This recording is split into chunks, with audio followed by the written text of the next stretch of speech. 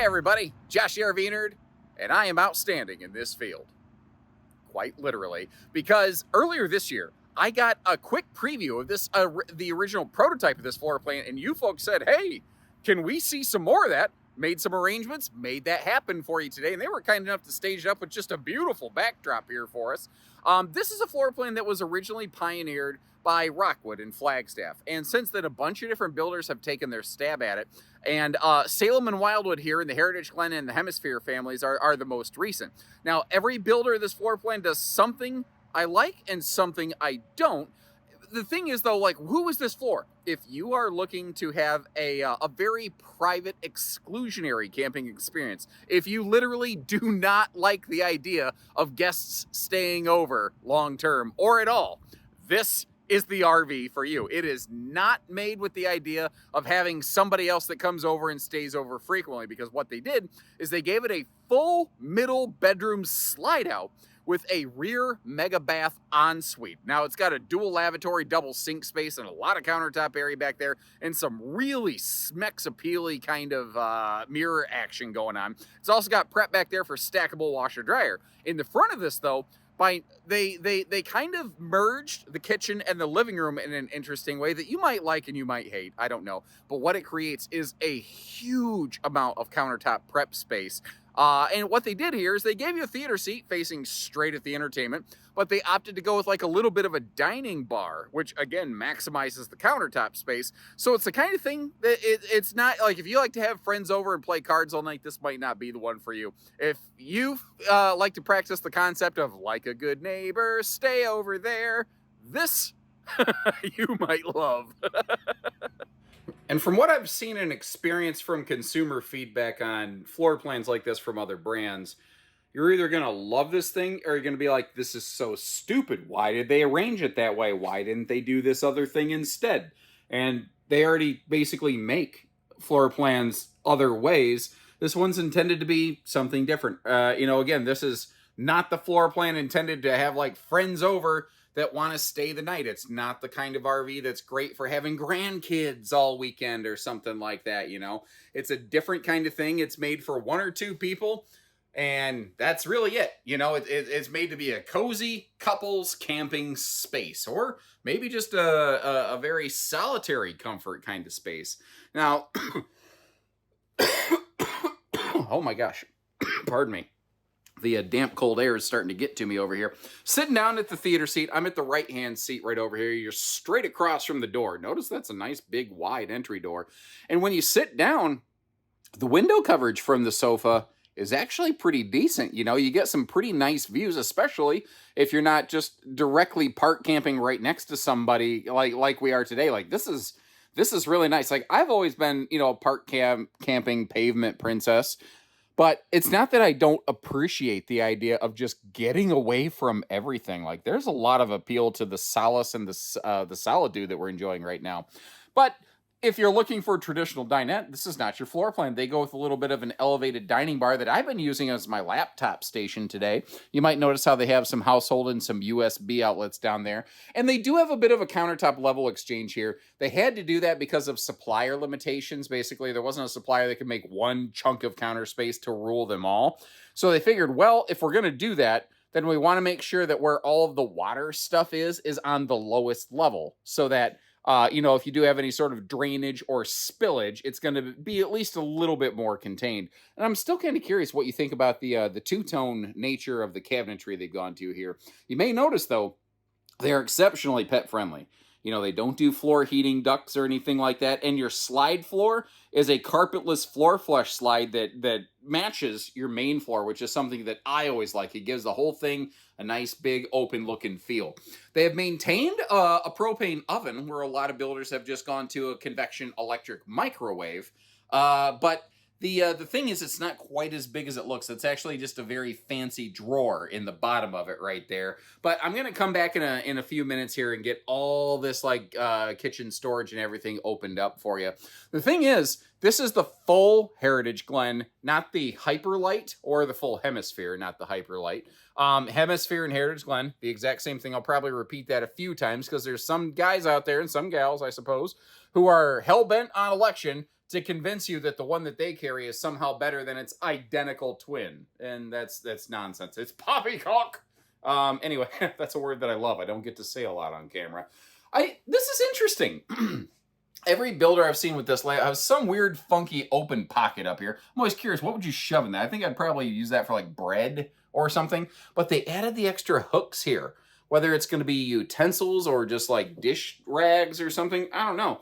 And they did something with that corner open space by adding that extra little simulated live edge kind of shelf right there. And I kind of like that because you notice where the power outs are located. Like you could have something small, like you could turn the right hand thing into a phone charge station or just have various stuff up there. But over here, that's like the perfect corner for coffee makers and Keurig machines and all that kind of stuff. I could see that working very, very well. Now, by putting the pantry and the refrigerator in the slide out, they've gotten two of the biggest, bulkiest things out of the way. And it is a rack and pinion slide that's going to be better suited to handling heavyweight stuff like, you know, my fat butt. But the refrigerator is mounted all the way forward in the slide. And they didn't want to waste that space. So they basically just opened up some side pockets back here. Now it's an awkward space, but at least it's not wasted. I'll take weird storage over wasted storage 10 times out of 10. Personally, that's just my nerdy 2 cents about it. I also really prefer, this is my absolute nerd preferred style of theater seating right here, where you've got a, you know, if you're looking for a little bit more of a cuddle compliant seat action, you got it. But if you prefer a little bit of population control, you can pop that middle armrest down as well. And both sides of this are like wall-hugging theater recliners. Now, if you prefer a hide-a-bed, I'm pretty sure you actually could get a hide-a-bed with this thing instead of the theater seat that we're looking at. Now, that is one of the 10 cubic foot, 12-volt compressor fridges there. And I tell you what, I need to get around this countertop and I need to get up a little bit closer to the rest of this kitchen storage. Alakazam, there we go. Quadruple drawers to the floors, and there I think there's 4 more drawers right behind my butt where I'm standing right now. This pantry, it is interesting. I guess technically there is a little bit of wasted space within the slide because they didn't run the pantry all the way to the exterior sidewall, and the storage that slides behind the refrigerator that we saw actually stops when it gets to the end of the fridge before it gets to the pantry. So there actually is a chunk of space back there that isn't utilized. However, I don't want to clock them for that too hard because they actually put struts on the overhead cabinets. And it's those little 5-cent things right there that so many manufacturers have quit doing the last couple of years, where I've seen Heritage Glen improve themselves. You know, 2 or 3 years ago, they were as guilty of it as everybody, always trying to find a way to do something $1 cheaper.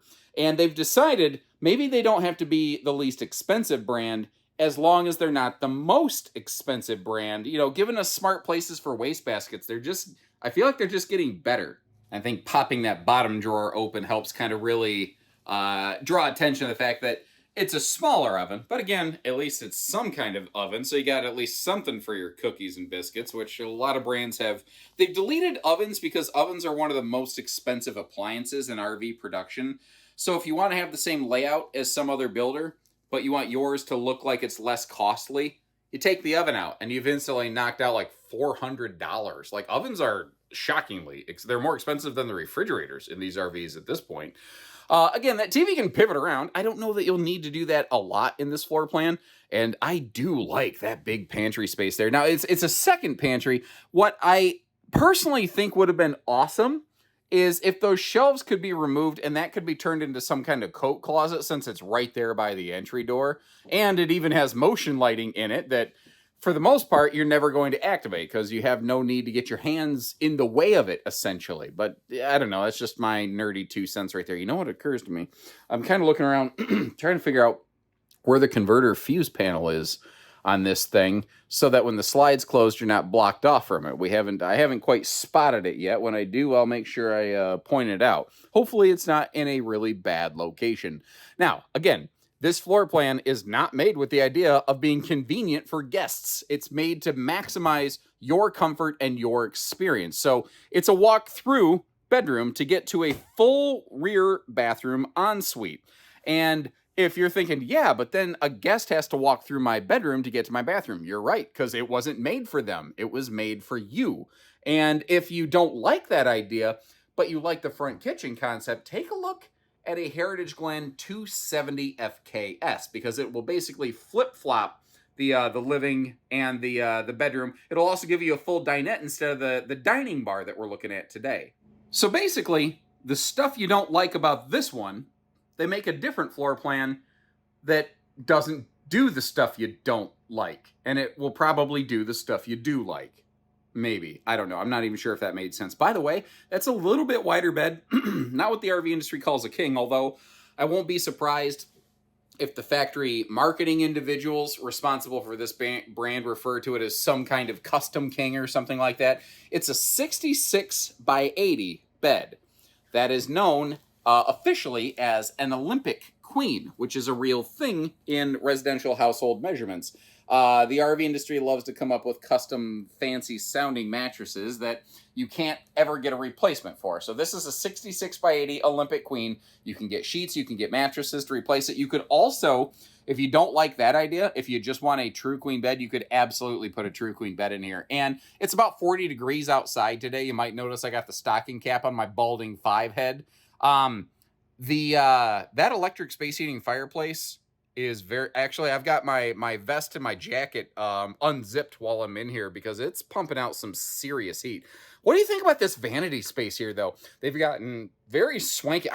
Personally, I really like this radius mirror work that they're doing. It's purely cosmetic. It doesn't affect the RV at all. It just looks really cool to me.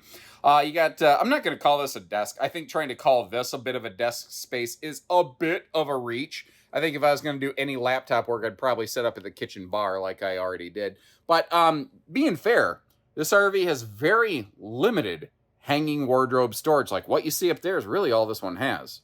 Well, if you install a stackable washer dryer, that's all you have. If you don't, which most people probably won't, then you actually have a huge amount of bonus closet space back here in the bathroom ensuite. This is probably where you're going to get dressed most of the time.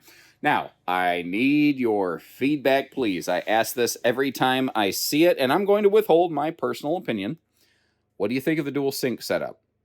You might notice in this one, the sinks aren't extremely large, and they're not directly in front of the toilet. And they're spread enough apart, I think 2 people actually could stand side by side here.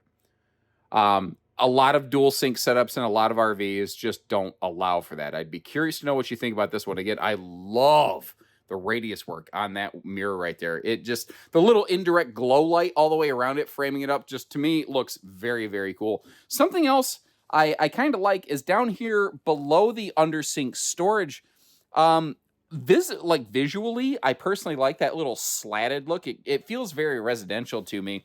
I don't normally like a lot of open face storage in RVs, but this one, because that storage is going to be all the way down by the floor, it doesn't bother me for some reason. Oh, crap on a spatula. I forgot to talk about this. The way that they've got the square style windows right here that do, any of them that open all have bug screens, and you do have an integrated blackout shade, and you might notice you've got all wood framing around the windows also to kind of dress it up so you don't have that big boxy valance and lambrequin, and you can also keep the bugs out of there, which is very, very nice. Now, I'm sure you have probably guessed, but looking at the left side of the screen, the toilet space around this is absolutely fantastic. It is extremely fluffy friendly. And something I started talking about earlier, and then my brain went on a squirrel side rant. This is a full Heritage Glen Hemisphere.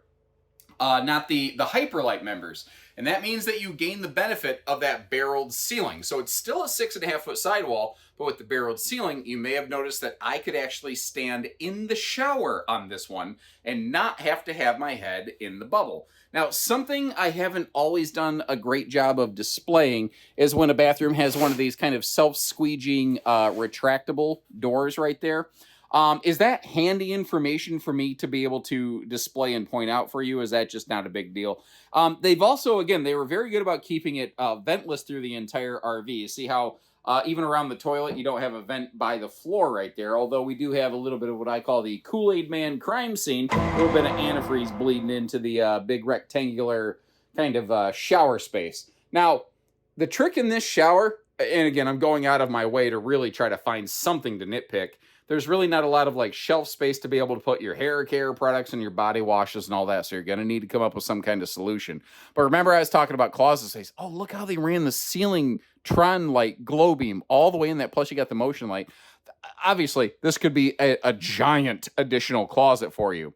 Now, if you stick with the combo washer dryer, you see where that shelf is located? You would basically install a combo washer dryer down here below that where you see the hookups. If you wanted to go with a stackable, you absolutely could, but you'd have to get rid of that shelf, and you would probably lose the function, if not needing to remove entirely that extra hanging bar right there. So how much hanging storage you have could be quite limited in here. But there's a lot of people that go, dude, I don't camp with a bunch of Uncle Gary's sundresses. I don't need big, long, tall closet spaces.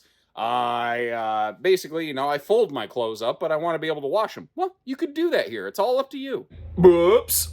Sorry, before I get too far along, I actually had completed recording this RV when I realized I forgot to show you the rest of the bathroom storage. And if you're gonna, you know, be spending this kind of money, I think you deserve to see everything. Now, technically, I'm standing over here in the shower with you, which is a great way to conserve water by rubbing bellies together. We can make one dollop of soap go twice as far. That is just a terrible thing to kind of think about now that I think about it. All right, now that we've seen that, back to your regularly scheduled footage. Now, being real, just right from the get, the road mode on this is not stellar. Like, I'm looking at this and holy crap, dude. That's like an Indiana Jones Temple of Doom squeak through to get between this thing to get up to the kitchen space. Stand by. Let's see if I can do this. Whoa, this is going to be tight. Feel like that old-timey song. Tiptoe through the trailer to the kitchen to get a snack. Okay, well, actually, that wasn't too awful terrible. My Tiny Tim style singing, on the other hand, obviously very terrible. So apologize for the noise pollution. I mean, it's not awesome. And depending on your size and your stature, this may not be possible for you. Here's one of the cool things about this, though. These are both rack and pinion slides. So if you do need to push the button to just crack the slide open like 6 or 8 inches to get up here to a travel stop, you're not going to screw the thing up doing that. Here's the other thing, though. A rack and pinion slide doesn't like it when you get into it while it's retracted. So because this bed is completely blocking everything, in theory, I really can't even recommend that you, what do I want to say? Ooh, wrong slide button. That you get in here and climb over the bed in transit. If you want to get to the bathroom for any reason when the slides are closed, you're basically going to have to take advantage of the rack and pinion function and open this about halfway to even stand half a chance to get through there. That's the best recommendation I can offer you. Don't get me wrong. I'm not saying that counts as excellent road mode access. I don't count that as road mode access. I just want you to kind of, this RV has some great qualities and it has a couple things you might be able to work around. And I'm just trying to help give you some ideas before you get there. If you appreciate how we close the slides and open the slides and open the storage and close the storage, and the only thing I never close is my mouth. Hit that subscribe button. Let's hop outside. That's the sound the rack and pinion slides make when it ends, by the way. Like when you were a kid playing with G.I. Joes and stuff. Like, now, if we talk towing and we give you another look at the weights and the measures, by the way, can I get some feedback from you folks?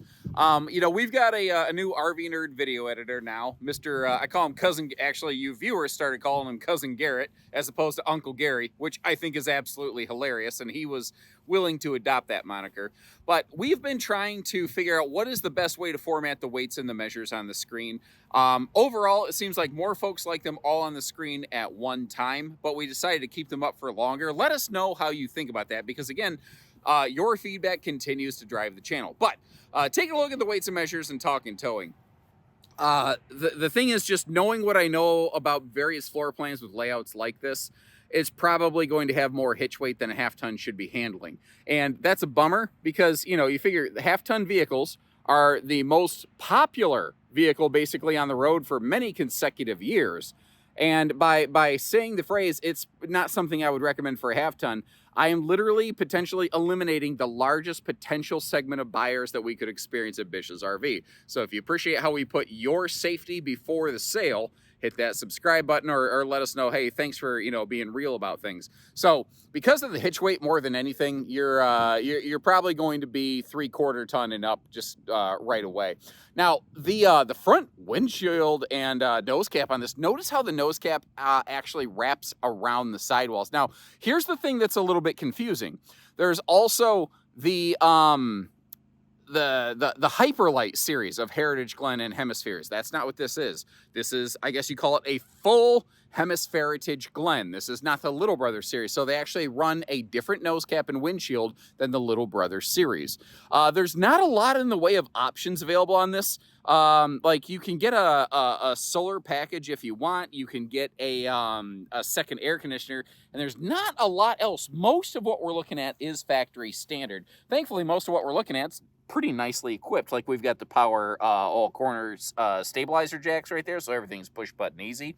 The underbelly's enclosed. It is forced air heated. You do have radiant barrier layering going through the belly. You also have holding tank heaters, factory standard on everything.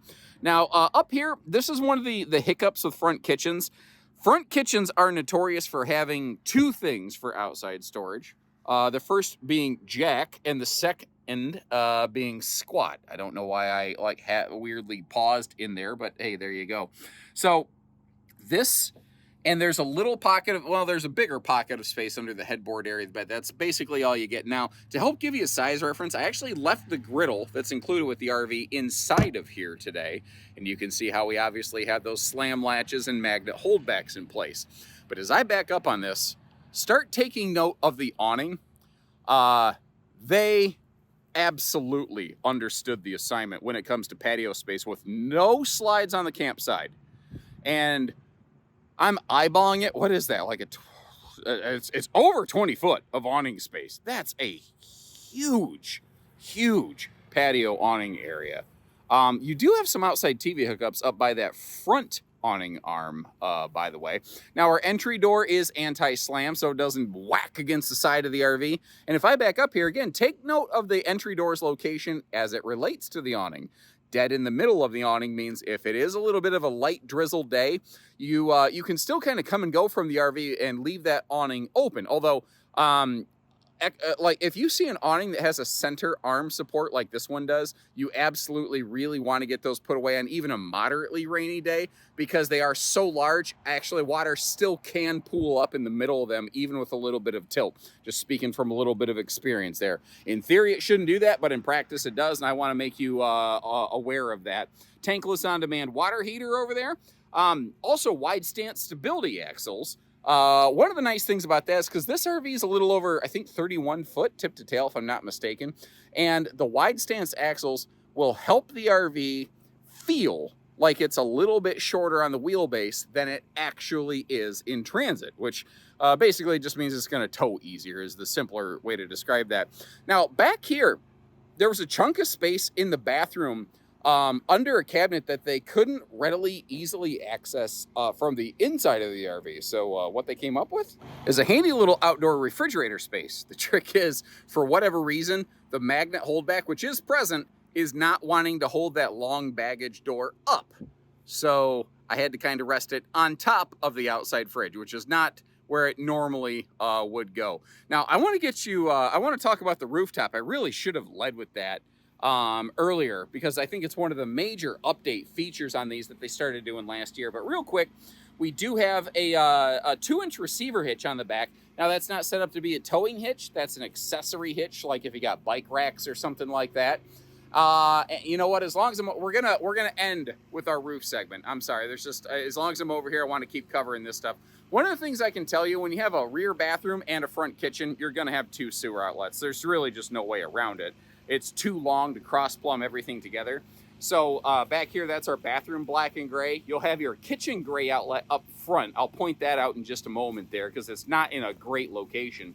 And this is hands down your biggest chunk of outside storage space in this RV. Basically, the area under the bed is your primary outside storage.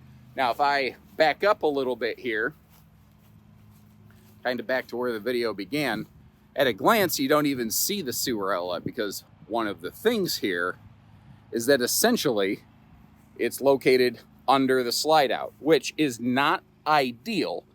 But I have a workaround for you. I don't like it, but I have a workaround.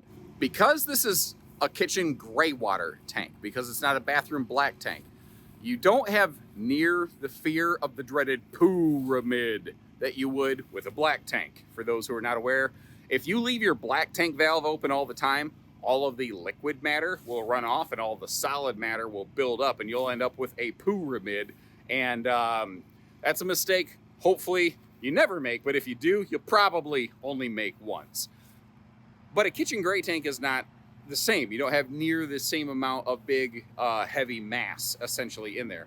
What some people will do, I don't recommend it, but what some people will do is when they get to their campsite, they'll go ahead and hook up the gray tank outlet in the front of this thing to a sewer line, have it run to the sewer, on-site sewer type thing, and just leave the valve pulled open all the time, so that whenever you're running the kitchen sink, it just drains straight out. That does mean you're gonna need a Y splitter and you're gonna need some extra sewer stuff, but it's a thing that you could do to work around to potentially overcome what you may feel is a problem with this RV, and I just wanna put that out there. Now, the roof, let's talk about that real quick, because this is something exceptionally rare in the world of travel trailers.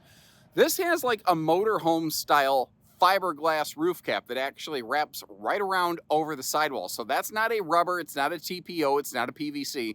It is a hard shell fiberglass rooftop. And it's been out for a little over a year now. And I was really like, well, the service records are gonna be the proof is in the pudding right there. And the bomb has not gone off. It has been a nearly problem-free roof structure changeover that they've gone to here. And now that some of that data is out there, I'll be shocked if more builders don't start adopting this. But essentially, you have the same seals that you need to maintain. But the roof itself, like if, we're right next to some trees over here. If there was a low-hanging tree branch as you're going into your site that wants to rake across your rooftop, it's just not going to rip up a rubberized roof membrane, because this doesn't have a membrane style roof. And I have a suspicion that that's going to provide some excellent long-term benefits as long as you maintain your seals. Again, though, long-term service records on this are not out there, but over the last year and a half, they've been doing pretty well. Do me a favor, if you get a chance, if you're willing, leave me some notes in the comment section. Let me know what you think about this one. Positive, negative, whatever the case. I've asked you some questions. I've shown you some good and some bad, but it's all perspective. There's no it's not a bad RV. It just maybe isn't always the right RV for you. Or you're like, no, this is a great RV for me. Awesome, great, let us know that. I'll leave you some links in the description. Obviously, you're gonna wanna double check pricing and availability, whether it's a Hemisphere, whether it's a Heritage Glen, Hemisphere Glen, as I like to call them. Or I'll look you up similar floor plans from some other builders out there that I've had the chance to put the camera on, and you tell me which one you might go with and which one you prefer and why. And until next time, thanks again for tuning in. If you appreciate how we shoot you straight, hit that subscribe button. And short of that, take care, stay safe, have fun, and happy camping, everyone.